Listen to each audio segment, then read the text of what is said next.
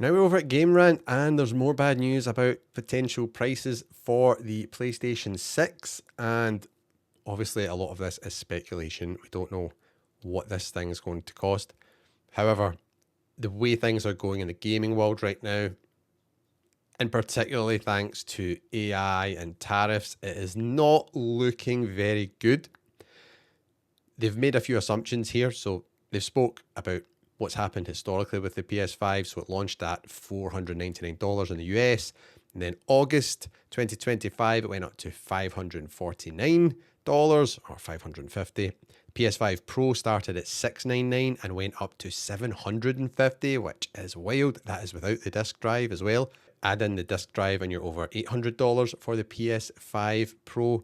So this has got everyone thinking that the PlayStation 6 is likely going to cost more than the PS5 Pro. So $700 for your base model PS6. What do people think about that? Would you be willing to part with that amount of cash for something which, let's be honest, we've seen it since the PS4 generation, PS4, PS4 Pro, PS5, PS5 Pro. The jump in like visuals and performance is really incremental.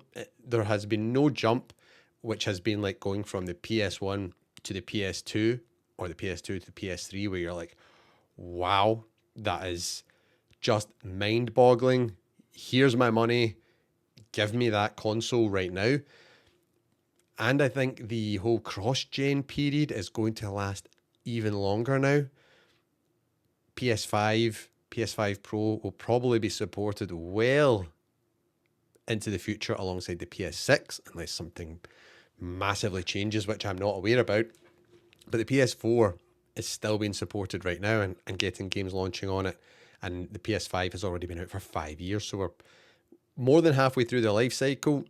However, that might change because some of these release dates may slip, which we'll talk about later on in the show. So a recent leak suggests that the PS6 will be more affordable than the PS5 Pro. The cheaper cost and better performance are said to be down to the AMD RDNA 5 GPU, which is on par with RTX 4080 graphics card that PC users will know about. So if it's on par with an RTX 4080, that is a powerful bit of kit. That will be awesome. There'll be some great visuals there. In my PC right now, I've got an RTX 3080. And it's still awesome. I have not really got any interest in upgrading it, especially right now with the price of the RTX 50 series, which are just wild. There's rumors going about as well that in early 2026, Nvidia and AMD are going to massively raise the prices of their GPUs. I hope it's not true because I just don't know where they think people are getting the money from for these things. People's salary increases is not keeping up with the price increases in everything else in people's lives. So it's just getting out of hand. AMD is raising a lot of its prices. Whether this could impact Sony's work on the PS6 and its overall price remains to be seen.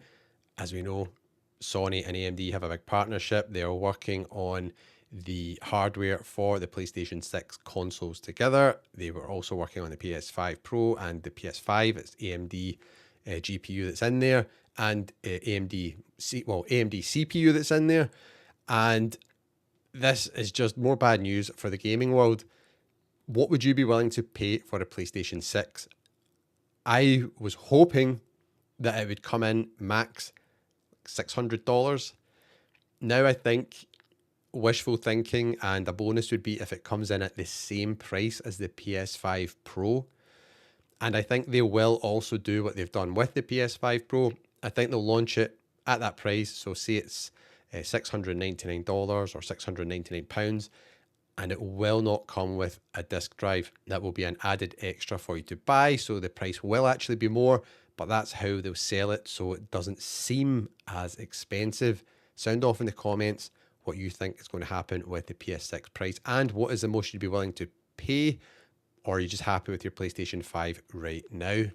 Now we're over at VGC charts for a really interesting stat, and that is that the PlayStation 5 has outsold Xbox, yes, the Xbox 360, that is, which in my opinion is the best Xbox of all time. They have had such a fall off since the 360. I actually got a 360 before my PS3 because the 360 was a lot cheaper and it launched about a year before the PS3, I think. I might be wrong if it was that long before, but it definitely launched before it. So I got my hands on that first, and then later on in that generation, I got the PS3. But wow, it is now past that. And this is a big milestone because the PS5 has sold an estimated 86.12 million units worldwide through November, while the Xbox 360 sold 85.73 million units in its lifetime. Wow. So up next, the PS3 is targeting, no, the PS5 is targeting the PS3, which has 87.4 million units sold in its lifetime.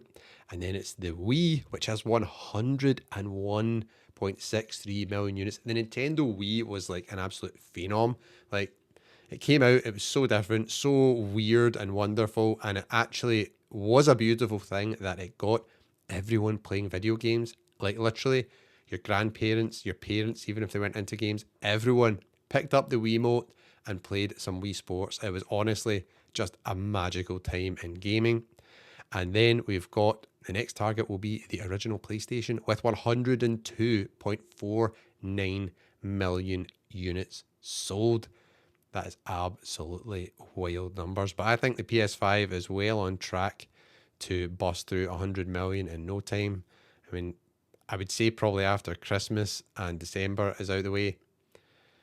Early January, maybe we'll get an update. Surely it sold more than 4 million units. That's pushing it over 90 million units sold. People say the console market is in trouble. I don't agree. I think it's doing just fine. So 90 million units, that's great. Xbox is definitely struggling, but that's, I think, of their own doing. 90 million units is the next milestone for the PS5. Do you have a PS5 or are you thinking about picking one up? I know a lot of you that listen and watch have a Portal only for playing your games. Has getting the Portal maybe made you think about picking up a PS5 as well? I think it's quite a good upgrade path, getting the Portal, then getting a PS5 as well, or a PS5 Pro.